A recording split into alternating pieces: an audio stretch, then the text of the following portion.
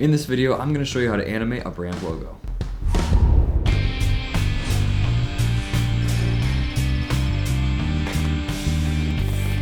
This video is going to be a little bit different than the other videos in this series. In this video, I'm going to animate the Votech logo from previous videos while recording my screen and stopping here and there to give you some tips. The tools I'll be using in this video are Adobe Illustrator and After Effects. You can download my templates off my website at brycetufts.com under the Resources tab.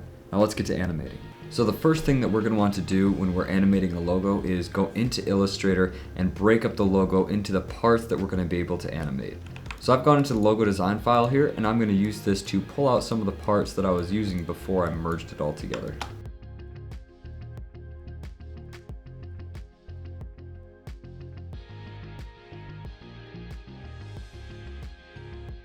So now that I have this all split up, I can go ahead and get rid of everything else that I have inside of this file and clean it up so we just have the animation parts artboard left over. Now I'm just going to want to go into this and clean it up a little bit, give myself an easier time when I pull this into After Effects to animate it.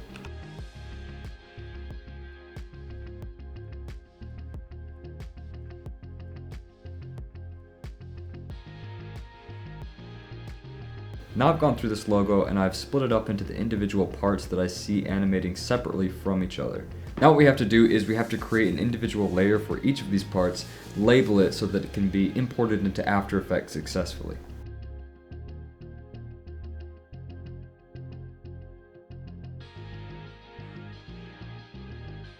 Alright, now we have a version of our logo that's broken up into all these different layer parts. You can see that I have labeled each individual part of the logo that I'm going to see animated separately from each other. I've even broke them down and organized them by letter. So if we look at V specifically, I've broken this down into V1, V2, and V3. So these are each of the individual parts of V that I'm going to animate separately to make that whole letter come alive. Other layers are more simple, like O and E, which both got their own layer. Now if we look at T, we can see that I've split it up because I can see the motion kind of doing a little swipe here like a brush stroke. And I've also broken up each of these spiked ends because I want to have those animate separately, like they're a separate brush stroke also. We are now done with the Illustrator part of this logo animation, so the next thing we're going to do is import this into After Effects. Now we've cracked open our After Effects template, and you can see over on the left the files that I have pre-built into my After Effects template. So the first thing I'm going to do is go into my pre-built templates over here on the left and select the sequence that I'm going to want to use to build this logo out. So to do this, I'm going to want the 4K 21.97 template, so I'm going to copy it from templates and I'm going to paste it into my project comps. From there, I label it and I change the color and it's all good to go. I'm also going to change the project name of this folder so that everything across the board just looks the same. So I also have a portion of this built out so that you can import various different pieces and parts into this project and keep them organized within your file structure. Then I'm going to search my desktop until I find my Illustrator file, and I'm going to import this as a composition to retain layer sizes. Now if we open up the composition that it's created, we can see that all of my layers from Illustrator have imported successfully into After Effects. So what I'm going to do is I'm going to go ahead and select all of these layers. I'm going to paste them into our project comp. Now the next thing I'm going to do is just adjust my project composition just a little bit to make sure that it fits the criteria that I want it. So about 10 seconds for a logo animation is going to be about the duration that I'm looking for. That's going to get us through most situations. I'm going to be able to throw that into the back end of a video pretty easily. It's short enough to be a very small file size. I just like 10 seconds for logo animations. Alright, so now we've got all of our parts and our timeline. We're ready to start pulling this apart and start animating it. It's a good time now to go back and reference our motion sheet that we created in the last video just to review what kind of motion I was looking for. So I've outlined the motion of each of these parts that I'm looking for. I want them to kind of come in as a brush stroke and move down in this direction for each letter. So we're going to try to create an effect here that looks like the motion that I envisioned right at the beginning. So in this animation, I'm going to have to find a strategy to have each of these letters written on as if someone is doing it with a pen. Now, if we've been following this series, we can actually go back to our specs sheet that we created for this animation and look at some of the examples that we pulled. So after watching through these examples again, the ones that I want to most closely emulate are this New York Times Magazine one, where we can see all the individual parts kind of building out in a very interesting way.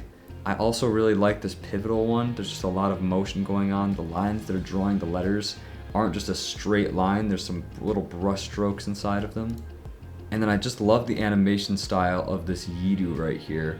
So I've narrowed it down to those examples which are going to be the most helpful to me when trying to figure out how to animate this logo. The way that I think I'm going to go about this effect is I'm actually going to put stroked lines behind each of these letters and use the shapes that I exported from Illustrator as a mask so that I can create interesting brush strokes behind them and kind of fill them in. And I'll be able to pull each of these individual parts and use them as a mask for that brush stroke effect that I create. Now I want to do something different for these motion pieces right here. I want them to have some like streaks behind them. I want them to be a little bit more mechanical than the brush stroking rest of the letters. And then lastly, the tagline. I think I'm just going to go with a simple opacity on this one. So the next thing I really have to do is just get into this project, play with things, figure out what works, what doesn't work, do some creative problem solving, move some elements, and figure out what we can do to make this work.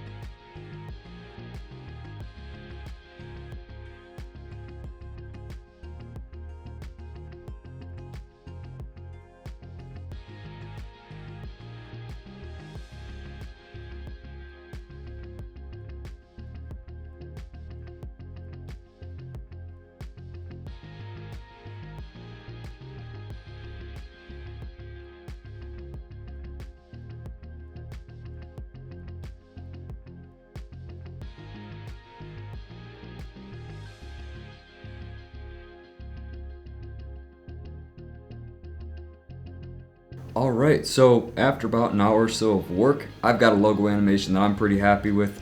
Let's watch it and see how it turned out. Perfect, that's pretty much exactly what I envisioned in my head, how I wanted it to work, conveying the speed, but then also just having that nice painting on effect.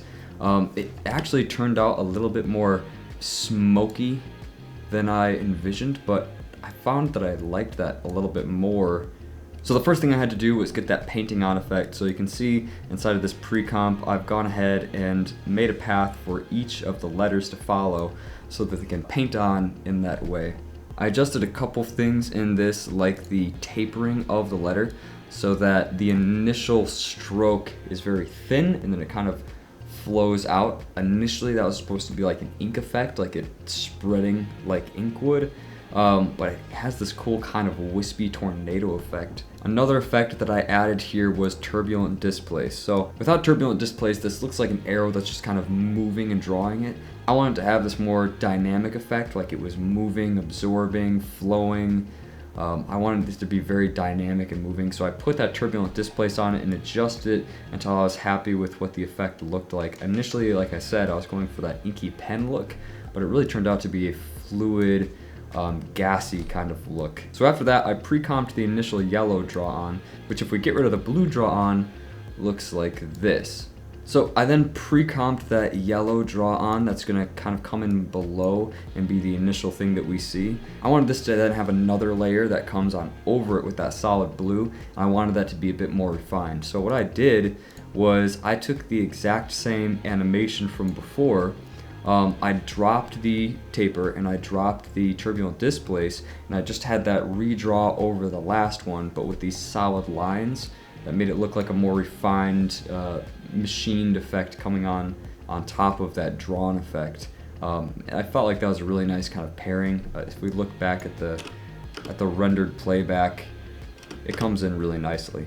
So the next thing I did was adding a little bit of movement to these more machine-like pieces right here.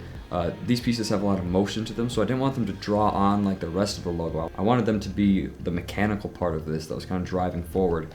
So I pre-comped each of these parts because they're made up of two parts. So if we watch what this pre-comp has inside of it, it's really just that little action line, just animating to the left of the triangle here. We now have that tied to the whole triangle, which animates right behind the V right there and behind the K. Now, the reason that I pre-comped those parts instead of leaving them in the main layer is because I'm masking them out with this shape right here so that I can create a transparent version of the logo. I could have easily just parented that part and then left it in the main layer, but I needed both of them to be masked out by that shape so I could have a completely transparent version of the logo when I drop out the background that I can export and use in future projects. Now lastly here, we just have the tagline, which comes in as ride of a lifetime, for a lifetime, and then when we get to the disappearing effect, we have for a lifetime hold for just a second before it disappears. As you can see, I just put a simple ease on transparency in and out. Really not much to that effect, it's fairly straightforward. It works pretty well though. In the main logo, we have all that movement and effects going on, so we can afford to do something simple for that tagline, and I think it works really well. So the next step in this process is going to be creating all the different variations of this logo that we're gonna need, so all the different color variations and format variations.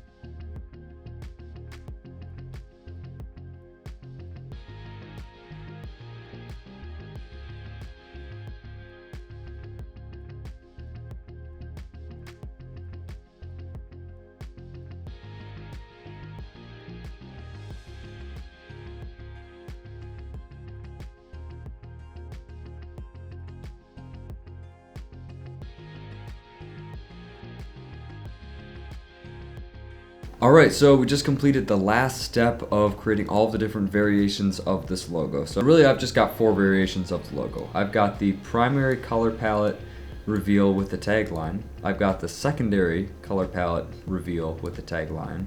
I have the primary logo without the tagline, and I have the secondary color logo without the tagline. Then the other 4 variations are just taking out the background so that I can have a reveal of each of these logos with a transparent background that I can put onto other projects. So now that we've wrapped this up, the next task would be exporting all of these different logo variations and filing them away so that we can use them in the future. But this is really it. This is all it takes to animate your logo so that you can use it in future projects. I highly recommend, if you're going to create a logo that's going to exist on multiple platforms, especially digital, that you animate it. The flat logo is great, but you get an added level of branding when you animate it, and you can showcase what your brand is, what it looks like when it moves, adds another level of character onto that logo. And that's really it. That's how you animate your logo for all digital platforms. If you have any questions, please comment them below. If this video was helpful to you in any way, please leave a like. Like I said at the beginning, this is part of a series where I'm walking through developing a brand from start to finish. This is one of the more casual videos. There are other videos that are more structured with workbooks and worksheets that I provide so you can follow along, and those videos will go through your branding plan and structure. When we get to these touch points and start designing them, I'll do the more casual videos. So if you'd like to see more of them, please subscribe. If this video was helpful to you, please comment and like, and I'll see you in the next video. Thank you so much.